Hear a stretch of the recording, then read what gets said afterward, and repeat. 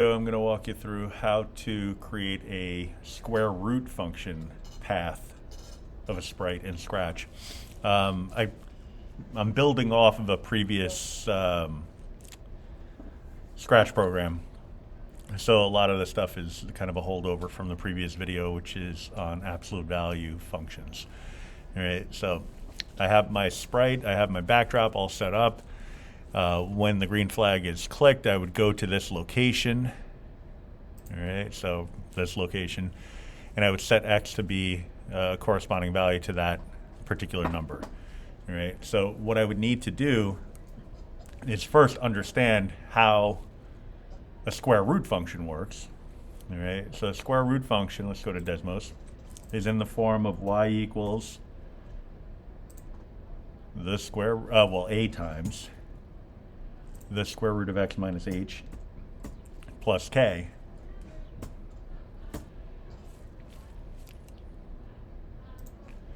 All right, now if you look at the structure of this, I'll kind of set it off at 0 here. It's basically half of a sideways parabola that originates wherever the h and k value is. All right, so h and k is at 0, 0. So it starts at 0, 0. All right, if I move my h value in the negative direction, it moves the graph in the negative direction. All right, so that's actually pretty nice, because what that does is it really establishes that my I almost said absolute value, my radical function is going to start wherever my sprite is going to start. All right, so whatever the coordinates are of my starting location is going to establish where that sprite, where the h and k values are. All right, so then it becomes just a matter of figuring out what the a value is. All right, and there's a couple of ways to do that. One way would be to solve. Another way would be kind of, I think it's a little bit niftier, because it uses the technology that we have available to us, and that's Desmos and Scratch. And there's a lot more technology, but these are the ones that I'm encouraging that you use. All right, so let's go back to our function on mini golf, function mini golf on Scratch, whatever. So if you take your sprite and follow a square root path and get it kind of in the neighborhood of where you want it. So I kind of want it over here.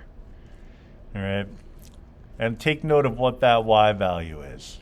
All right, so I want my initial point to have an h value of negative 201 and a k value of 2. So negative 201 and 2. All right, so I got to zoom out a lot for that. You know the drill. Now, what I'd be looking at here, now it's tricky in terms of the zooming, but if I want to get this up to that location here, I would need the y value to be 108. All right, so it's a question of whether that's feasible. All right, so let's take a look at Desmos and see if that's something that can be done. Well, it doesn't look like it, at least not with that a value. So let's get a much larger a value. I needed to get to, like I said, 108, I believe, in the neighborhood of 108. So 108. If I wanted to get there, then I'm going to need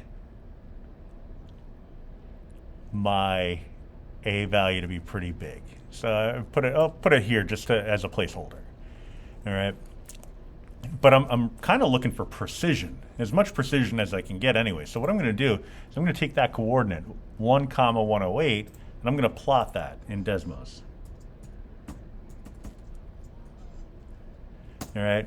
And all I'm going to do is I'm just going to maneuver this a value until it goes right through it. All right, as close to right through it as we can get anyway. And we're going to use these parameters for our equation. All right, so that's how we're going to build it.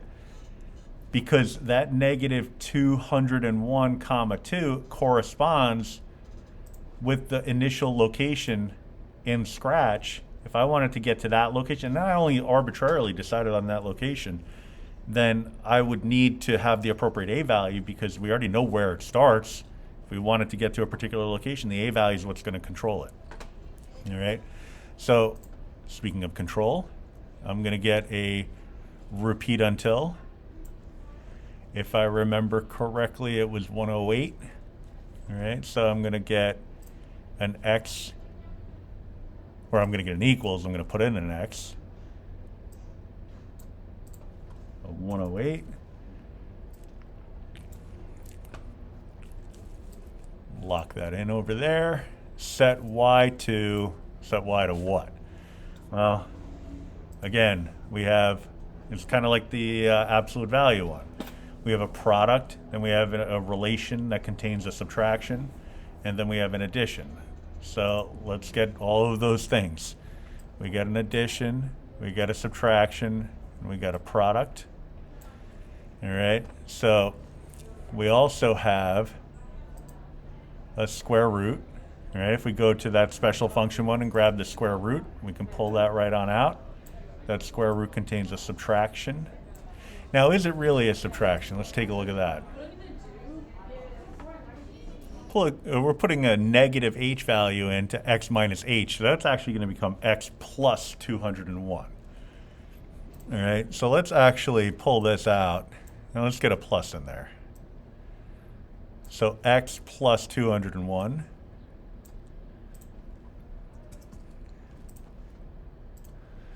All right, we have the k value of 2 and the a value of 7.4. All right, so the k value, well, we can get our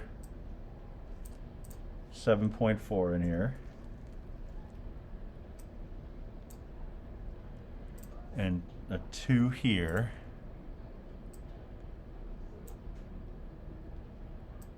Oh, gotta get myself in the right location here. And so now I have my relation. 7.4 times the square root of x plus 201 plus the 2. All right. And then everything else is the same as it would be for a linear or quadratic or whatever. Go to xy. All right. So the variable is x, y. All right. So then what we're going to do is change our x values by 1, and if it gets to that location, then we're good to go. All right, and so there it goes.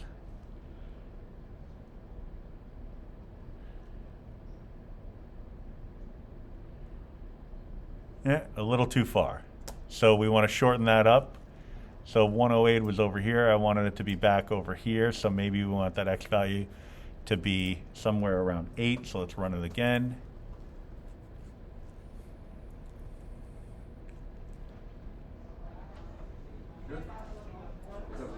There it is. So now it's just a matter of deciding what you want to do from here. You know, how are you going to get the rest of the way from that location to the hole?